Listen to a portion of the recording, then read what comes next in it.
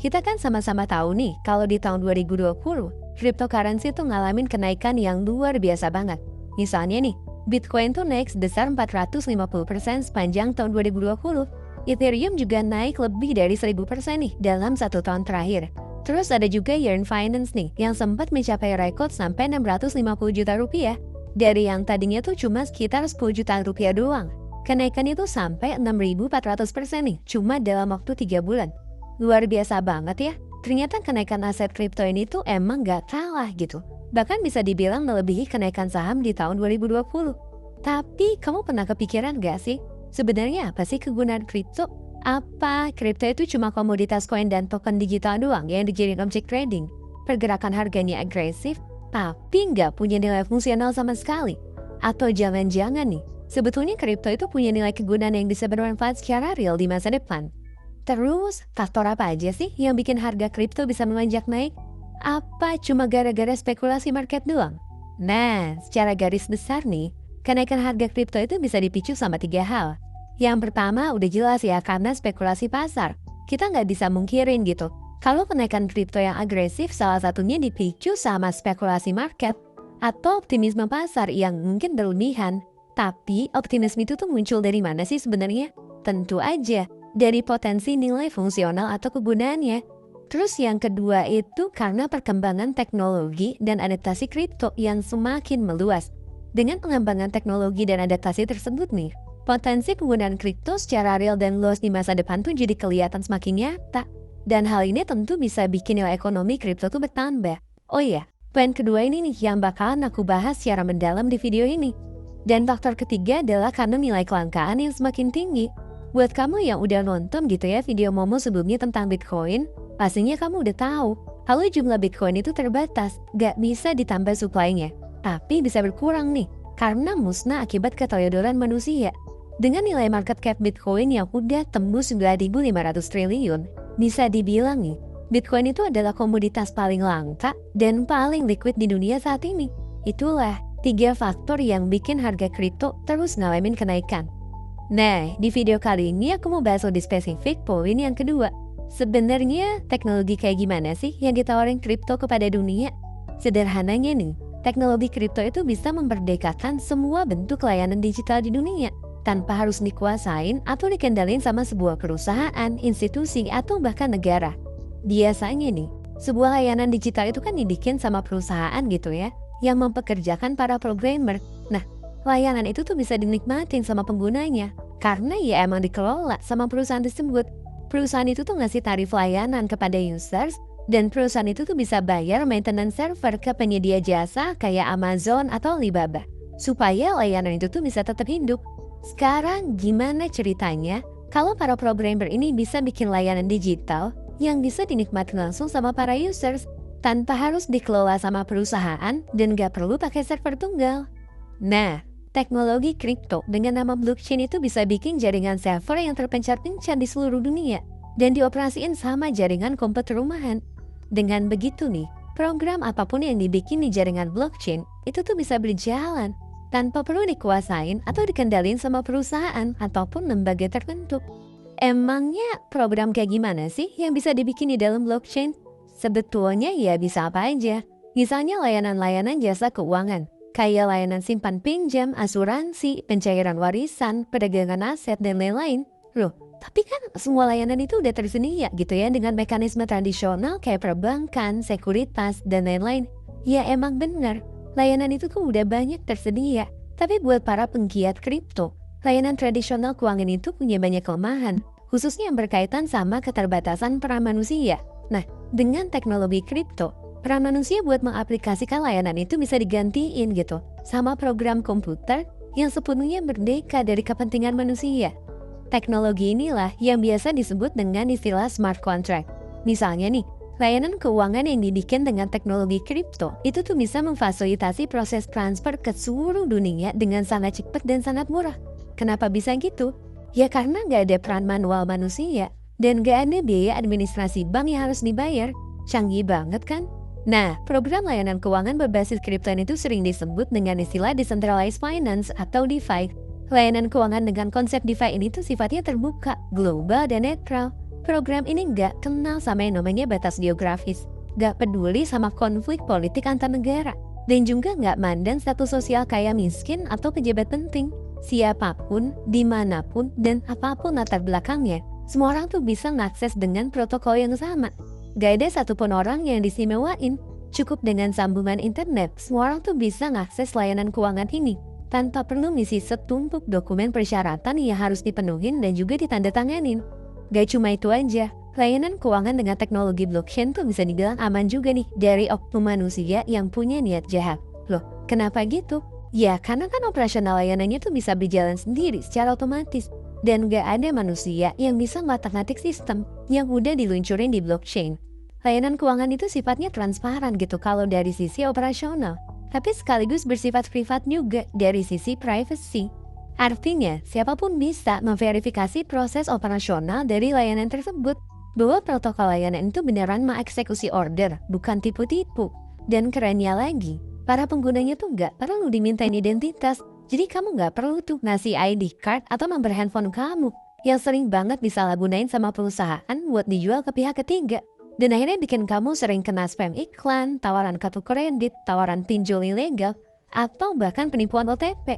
Wah, keren banget ya potensi utilitas dari teknologi kripto. Yap, emang sebenarnya potensinya tuh luar biasa banget. Cuma sayangnya, jarang ada orang yang tahu dan beneran ngulik sampai detail.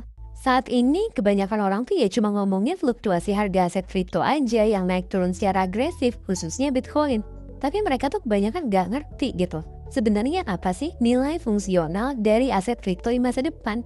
Padahal dengan berbagai macam proyek kripto yang berjalan dan proses adaptasi yang semakin meluas ini, bisa jadi nih, suatu saat nanti tuh bakal ada banyak program layanan digital berbasis blockchain yang dipakai secara luas. Orang-orang di seluruh dunia bakal nabung di blockchain, transfer uangnya dengan blockchain, ngeklaim asuransi kesehatan pakai smart contract, ngelakuin investasi dan trading di sekuritas yang servernya di blockchain, mengeksekusi semua hukum perdata dengan smart contract, bahkan minjem modal usaha dengan jaminan tertentu tuh juga bisa gitu. Dieksekusi pakai layanan smart contract di blockchain. Semua proses operasionalnya bisa otomatis, tanpa ada celah human error. Cepat, murah, aman, netral, protokolnya juga transparan. Tapi privasi kamu tuh bisa tetap terjaga. Sekarang mungkin kamu jadi penasaran, emangnya apa sih hubungannya Bitcoin, Ethereum, dan koin lainnya dengan realisasi teknologi blockchain, smart contract, DeFi, dan lain-lain? Nah, menariknya nih, justru yang jadi kunci dari pengaplikasian teknologi tersebut tuh bukan Bitcoin, tapi Ethereum dan token-token DeFi yang terlahir dari program yang dibuat di blockchain Ethereum. Misalnya Chainlink, Uniswap, Compound, Synthetic, dan lain-lain. Loh, maksudnya gimana sih? Jadi gini konsepnya, saat ini banyak banget programmer di seluruh dunia tuh lagi berlomba-lomba buat bikin layanan keuangan dalam bentuk DeFi. Mereka tuh bikin layanan tersebut bukan di server-server yang dibikin sama perusahaan kayak Amazon atau Alibaba, tapi pakai blockchain Ethereum sebagai basis servernya. Blockchain Ethereum ini tuh bisa terus hidup dan aktif sebagai server, soalnya ada ribuan miners di seluruh dunia yang pakai komputer rumahnya buat nambang Ethereum, sekaligus jadi jalur lintasan server buat data transfer program-program yang udah dibikin. Nah, para programmer yang bikin layanan itu bakalan butuh Ethereum buat bisa nerbitin program mereka di blockchain Ethereum. Karena buat bisa nerbitin program tersebut, mereka tuh harus bayar gitu ke para miners dalam bentuk Ethereum. Begitu juga dengan users yang nantinya tuh bakal pakai layanan ini. Kalau mereka pengen jalanin programnya, mereka harus bayar gitu. Istilahnya gas fee dalam bentuk Ethereum. Itulah yang bikin nilai ekonomi dari Ethereum naik. Soalnya Ethereum tuh emang dibutuhin buat mengaplikasikan smart contract ini. Dalam ngembangin program layanannya, para programmer itu juga nerbitin token yang dibagi-bagiin ke para users. Token ini fungsinya apaan sih? Sebagian besar token ini berfungsi sebagai alat buat voting yang nentuin arah pengembangan fitur layanan keuangan tersebut. Jadi ya sifatnya tuh bener-bener mirip banget sama saham. Kalau perusahaan kan biasanya nerbitin saham nih. Nah, para programmer kripto ini ya nerbitin token sebagai alat voting dalam setiap pengambilan keputusan. Tentunya supaya semakin decentralized, umumnya para developer program itu bakal ngebagiin 80-90% tokennya kepada para users. Sementara pengembang itu sendiri pegang 10-20% token nih sebagai kekuatan voting mereka. Dengan semakin luasnya fungsi program itu, Harapannya nih, harga tokennya tuh bisa semakin naik dan para developer itu bisa dapat untung dari kenaikan harga tokennya. Mungkin sekarang kamu jadi makin penasaran nih, program smart contract apa aja sih yang lagi aktif berkembang saat ini? Sebetulnya ada banyak banget, tapi aku sebutin beberapa aja ya yang udah terkenal.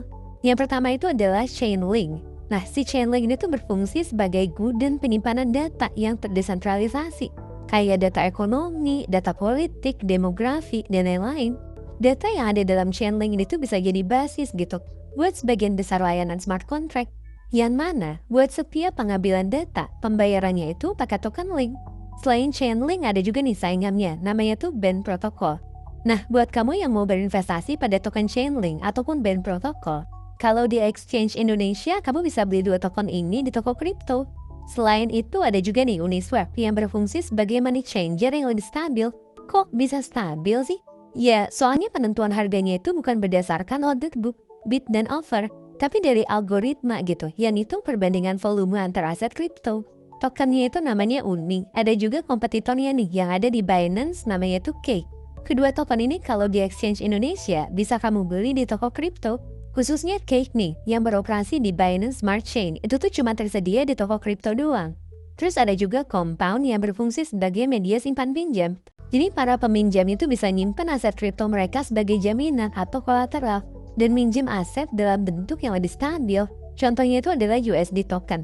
Nantinya para peminjam itu bakalan dapetin bunga yang besarannya berubah-ubah sesuai sama algoritma dari smart contract. Wah, ternyata banyak banget ya potensi utilisasi atau fungsi dari teknologi kripto di masa depan. Yap, emang banyak banget. Selain yang aku sebutin sebelumnya, ada juga Synthetic yang nantinya itu berfungsi buat perdagangan berbagai aset derivatif. Ada juga Yearn Finance, PancakeSwap punyanya Binance, dan lain-lain. Jadi, siapa bilang kalau kripto itu nggak ada kegunaan dan fungsinya selain jadi objek trading? Menurut aku sendiri, potensinya itu gede banget. Cuma kita itu emang harus jeli gitu buat ngawal proyek-proyek mana aja yang bisa berkembang dengan baik. Sehingga harga tokennya tuh bisa terus-terusan naik kayak Bitcoin dan Ethereum. Nah, buat kamu yang percaya dengan adaptasi teknologi kripto di masa depan, kamu bisa nih berinvestasi pada token ataupun koin yang punya misi dan tujuan supaya bisa punya kegunaan yang real di masa depan. Semua aset digital yang aku sebutin tadi itu bisa kamu beli di exchange pilihan kamu. Tapi buat kamu yang udah pernah nonton video kami sebelumnya, sebetulnya kami nyaranin kamu untuk beli aset-aset ini di toko kripto. Kenapa? Ya, setelah kami nge-review nih beberapa exchange yang tersedia di Indonesia, bisa dibilang toko kripto itu adalah exchange yang punya banyak keunggulan gitu. Dari sisi biaya transaksi yang murah, keamanannya juga bagus, dan fitur yang lengkap. Apalagi khusus buat token-token DeFi yang diterbitin sama Binance Smart Chain, itu tuh cuma tersedia eksklusif di toko kripto doang. Buat exchange di Indonesia yang terima top up dalam mata uang rupiah. Oke deh, gitu aja yang aku share kali ini. Semoga bisa bermanfaat dan nambah wawasan kamu, khususnya tentang dunia kripto dan teknologi blockchain. Buat kamu yang punya pertanyaan atau mau sharing tentang pengalaman kamu terkait dunia cryptocurrency, tulis di kolom komentar ya. Sampai ketemu lagi di video selanjutnya. Tetap di channel Ngomongin Uang, karena ngomongin uang gak ada habisnya.